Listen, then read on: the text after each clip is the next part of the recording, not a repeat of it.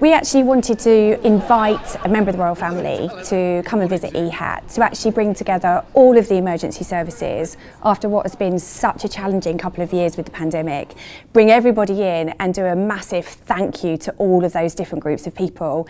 And we were so lucky that the royal family thought that was a really good idea. It took a while, backwards and forwards, and then the early part of this year they gave us notification to say yes, they thought a visit was possible. So here we are. I actually found it a really emotional moment. There was times when I was sort of transitioning through the building with different groups, or upstairs looking outside to our car park with all the different partner agencies.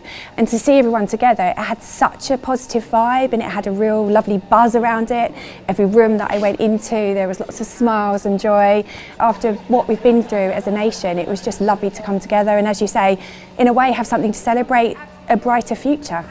To be able to showcase our wonderful new building that we have now to the Earl and the Countess of Wessex was just amazing, and to be able to show, for example, the simulation suite where the teams will be using those for moulages every day in their training to show the technology, to be able to show the different facilities for the team's well-being, the lovely charity fundraising areas that we've got, the technology that we've got, how intelligent this building is, the sustainability that this building offers.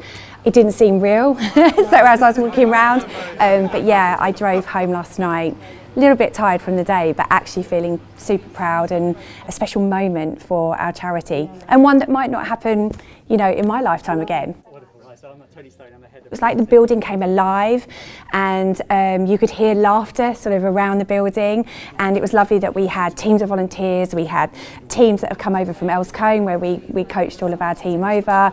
We had all of our crew that were here, even people that were off duty on their day off had joined us. Executive team, the trustees were able to be there, and along with a number of very special guests.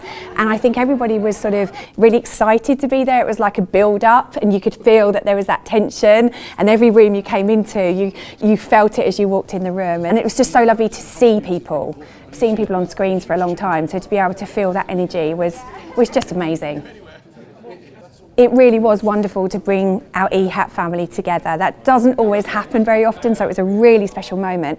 And one example of that really touched me was after the main walk round, one of our volunteers, long-standing volunteers, caught me in the corridor, and that gentleman had been outside. The weather wasn't great yesterday, and there was a bit of rain. He'd been out there for near on probably two and a half hours, and he said to me, "Jane, today has been such a special day. Waiting for 2.5 hours in not great weather was worth every single second of those 10 minutes that I had with our royal guests to be able to talk about our charity," and he felt so proud to be part of our EHAAT family. And for me, that just meant everything. It was a real special moment.